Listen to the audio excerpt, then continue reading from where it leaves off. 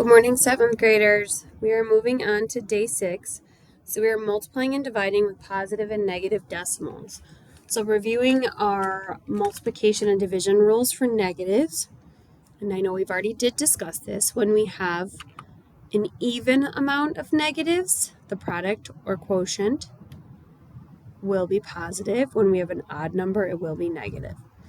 So taking a look at number 1, the first thing I want you to do is decide positive and negative. Well, you notice I only have one negative, so I know my answer is going to be negative. And I'm thinking about 1.2 times 4.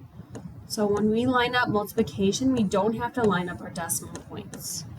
So this is just a refresher on how to do it. So first you multiply 2 times 4 to get 8, 4 times 1 to get 4. Then I want you to look. See how there's a decimal point and only one number after the decimal point? So in your answer, there's only one number after the decimal point. So your answer would be negative 4.8, or 4 8/10. Number 2, you notice, again, we only have one negative, so my answer is going to be negative. I'll line up my multiplication. So first things first, 3 times 4 is 12. So bring the 1 up. 3 times 4 again is 12, but I add the 1, be 13. Again, my decimal point, I have one number after, so in my answer, there's one number after. So negative 13.2, or negative 13 2/10. Excuse me. Taking a look at number 3, you should notice we have two negatives. We have two negatives, so my answer is going to be positive. So now I'm just going to do 7.9 times 6. Thinking about 6 times 9, which is 54. 6 times 7 is 42. We're going to add that 5 to get 47. Back to my decimal point, there's only one number after, so my answer, there's one number after. And we know there's even amount of negatives, so my answer is positive, 47.4, or 47 4/10. All right. Number 4 looks a little different. So we have division. Again, looking at the negative, I have one negative, so my answer is going to be negative. So there are two different ways we can do this one. There's two different ways. I'm going to show you both ways. So generally when we see decimals, they're not as easy to work with as whole numbers. So we're going to make this a whole number. So my decimal, the numerator is 45 hundredths. 45 hundredths. So if I were to multiply both of these numbers by 100, it's like moving my decimal 2 places. So then I would have 45 over 90.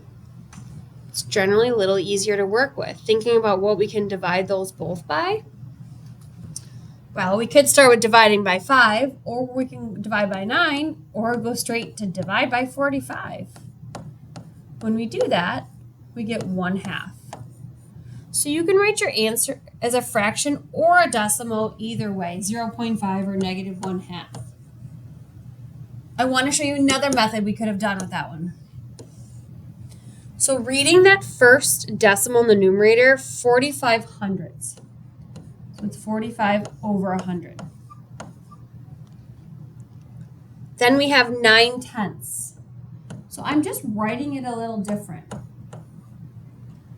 If you remember, when we divide with fractions, we multiply by the reciprocal. So really, 45 over 100. I flipped it, changed the multiplication and flipped it. Then we could cross-reduce, divide these both by 10. So this would be 1, this would be 10. Divide these both by 9, so this would be 1, this would be 5. 5. And you can see we're left with 5/10, which we know is 1/2. If that blue way was made 0 cents, do not even worry about it. Just press on with that orange way, getting rid of the decimals. So that's how I'm going to proceed with the next couple. So looking at number 5. So first thing I notice, I have two negatives, so my answer will be positive.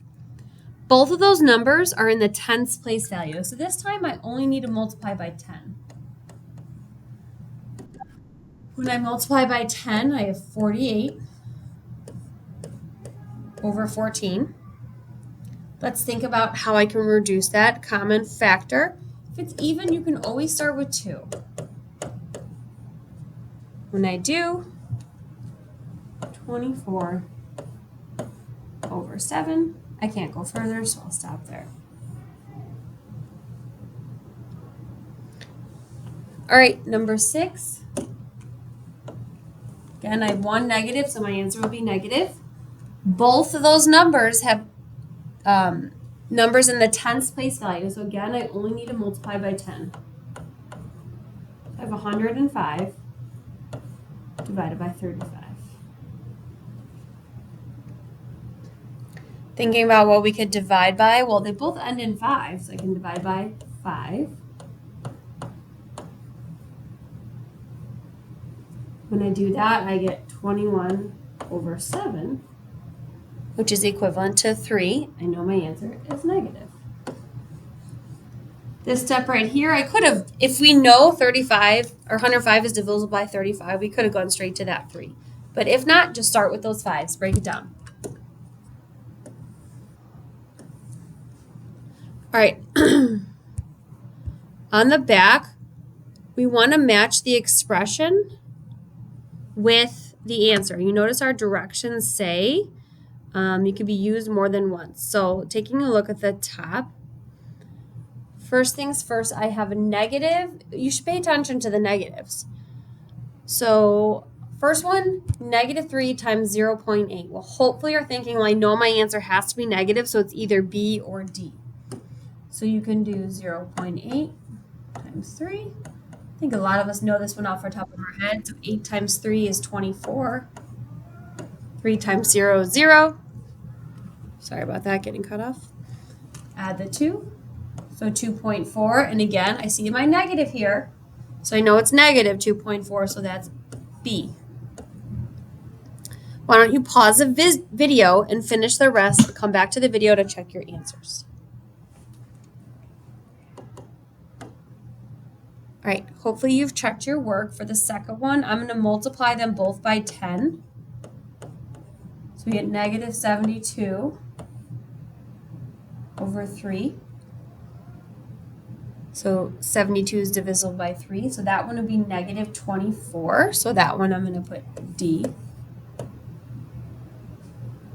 Looking at the next one, again, some of these might be a little bit more obvious.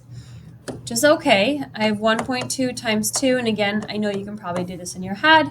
2 times 2 is 4. 2 times 1 is 2, so we have 2.4. I do have one negative there, so I know it's negative. So this one's also B. All right, moving on.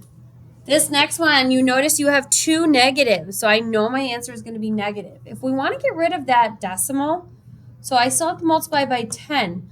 Even though the denominator is not a decimal, you have to do the same thing to the numerator and denominator.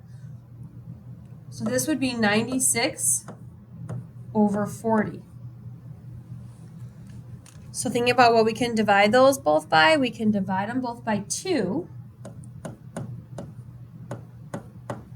So 96 divided by 2 is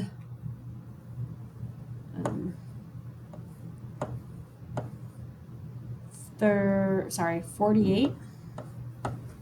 Divide by 2 again. So we get 24 over 10, which as a decimal, because that's what our answers are, would be 2.4. All right, so 2.4, so that would be A. All right, we are almost there. We have 4.8 divided by 2. Again, I think a lot of these you can do in your head, so hopefully you're noticing those are 2 positive, so my answer is going to be positive. But if, we always want to show our work, we can multiply by 2. So 48 over 20. Can divide those both by 4. So you get 12 over 5. which is 2.4. So that one should have also been A. And then the last one, again, we have a positive, or both positive. So I'm going to multiply these both by 10. So 96 over 4. We can actually divide those both by 4 to get 24. So that one would be C. All right, you can move on to your independent slides. I hope you have a wonderful day.